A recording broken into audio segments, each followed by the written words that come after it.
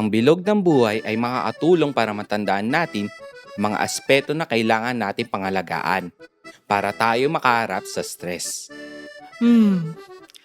Bilog ng buhay. Parang natatandaan ko to. Nakakatawang alam mo to, Simon. Ang mga damdamin, yung mga emosyon na na-meet nyo kanina, ay hindi nyo mapigilan.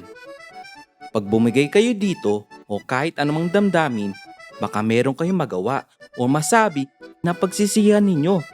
Kaya dapat aware kayo sa mga emotions na yan. Oo nga po, ang hirap ibahin ng pakiramdam kasi bigla siya sumusulpot kahit hindi mo tawagin. Tama ka dyan, Kyra. Ang paraan para maiba ang damdamin ay ibahin ninyo ang pananaw ninyo sa sitwasyon. Halimbawa, meron na ba kayong karanasan sa social media na mayroon kayong naramdaman pero umiba nung nagbago ang views ninyo? Meron po akong naranasan kapag nagpo-post po ako ng mga ibinibigay sa akin ng mga magulang ko o pagpunta ko sa mga lugar. May kaibigan po ako na palaging may sinasabi sa post ko na nagyayabang daw po ako. Nararamdaman ko yung anger dahil panay ang post niya sa ganun. Parang kilala ko yung friend na yun. Sinabi ko kay Kyra na yung mga magulang ng kaibigan namin ay naghiwalay nung elementarya pa lang kami. Kaya walang tumayong magulang sa kaibigan namin. Siguro malungkot siyang mag-isa. Imbes na magalit ako, naawa ako sa kanya kasi wala pala siyang magulang kaya ganun ang reaksyon niya. Tinanong ko rin ang mga magulang ko kung pwede ko siyang imbitahan sa bahay para kumain. Simula noon, lagi na siyang pumupunta sa bahay para matulungan ko rin siya sa mga gawain sa school. Kita mo, Kyra, nag-iba ang emosyon mo dahil nag-iba ang pananaw mo sa sitwasyon ng kaibigan mo. Wow! Naiwasan mo maging fully booked si Anger dahil iniba mo ang tingin mo, Kyra. Opo, Kuya Mario. Ngayon ko lang naisip na malaking bagay pala yung natutunan ko na yon. Oo, isa pang napaka-importante ay ang sarili mong kayanan at tulong mula sa iba.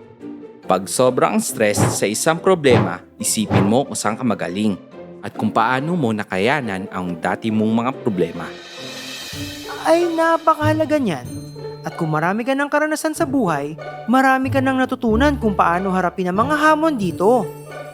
Importante din na mag-reach out ka sa mga nagmamahal sa'yo or sa mga professional para matulungan ka.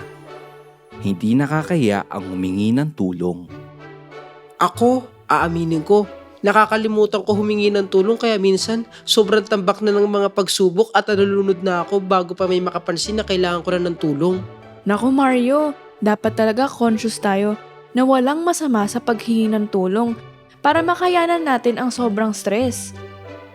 Maiintindihan naman yan ng mga kaibigan mo sa trabaho. Ang sumunod ay kapwa. Naisip ko agad ang mga kasama ko kagaya ng friends ko. Nakakatulong talaga makaalis ng stress pagkasama ko sila kasi masaya ang mga kwentuhan namin. Totoo yan, Simon. Pagkasama mo ang mga tao kung saan sa tingin mo kabilang ka, nakakatulong yan sa pagbawas ng stress. At huwag kalimutan, kasama din dyan ang kapaligiran. Pakiramdam ko po talaga yan. Nakakaalis talaga ng stress ang malusog na kapaligiran. Pag nasa labas ako at maraming puno at malinis na tubig at hangin. Nakakawala ng pagod. Stress buster din talaga ang mga nature experiences. Sakto, Mario. At huwag kalimutan na kumain ng pagkain ng pampalusog at sapat na tulog at regular na ehersisyo ay may big stress busters. Oy, narinig niyo yun ha? Lalo na kayo, Simon at Kyra. Pagbata kasi akala nyo okay lang junk food at magpuyat parati. Kasi akala nyo pagbata pa, pwede yan.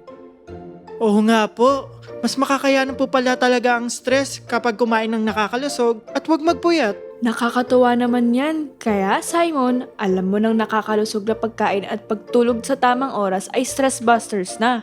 Opo, Ate Mikey. At huwag natin kalimutan ang tinuro nyo sa akin, Kuya King. Yung mindful breathing.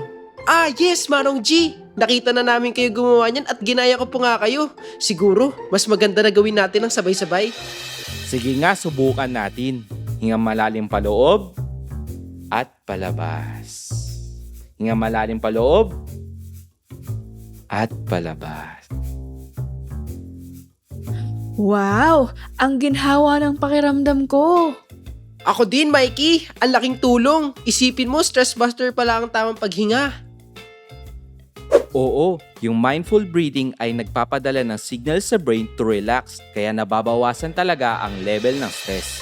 Oh, eto na tayo sa kabuluhan. Ang ibig sabihin nito, dapat ay may meaning ang buhay. May purpose. Pag may meaning ang buhay, matitiis nyo ang mga sakripisyo, mga problema, at mga stress na kasama nito. Ay, kasama din po pala dito ang pananalig? Oo. Kung nakahanap kayo ng kahulugan sa pananalig, bumubuti ang pakiramdam nyo. Pag kayo ay naniniwala na mayroong nakikinig sa inyo at tutulong sa tamang panahon, magiging mas mahinahon kayo. Ako po, importante po sa buhay ko yung makatulong sa parents ko sa mga gawaing bahay at magtrabaho hanggat kaya ng schedule. Gusto ko din po talaga mag-bake. Passionate po ako sa baking eh. Kasama din po ba yun? Oo naman, Kyra. Basta nakakaroon ng saysayang buhay mo at nakikita mo kung para saan ang mga pinaghihirapan mo. Nakatulong talaga ang bilog ng buhay sa pag-isip kung paano tayo makakope sa stress. Buo ang pag-isip ko ngayon sa mga paraan para maiwasan ang sobrang stress. Maraming salamat po talaga, Kuya King. Iba po talaga pag napapayuhan kayo ng profesional na napag-aralan mabuti ang mga kaso at ebidensya kung paano haharapin ang stress. Tama, Mario. Hindi lang yan haka-haka. Nakita talaga sa totoong buhay na ito ay mga paraan para magbawas ng stress. Salamat talaga Kuya King sa mindful experience. Saglit, huling tanong.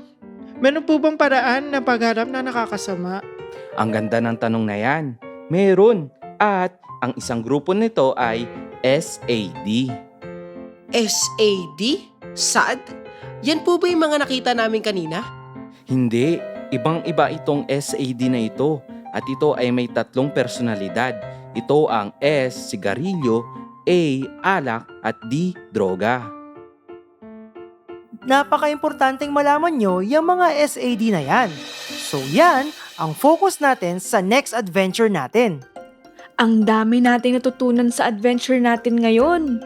Ngayon, alam nyo na ang 5 basic emotions, kung paano i-manage at kung paano harapin ang stress. Sobrang curious ako sa susunod nating learning adventure. Excited na rin ba kayo sa next learning adventure natin?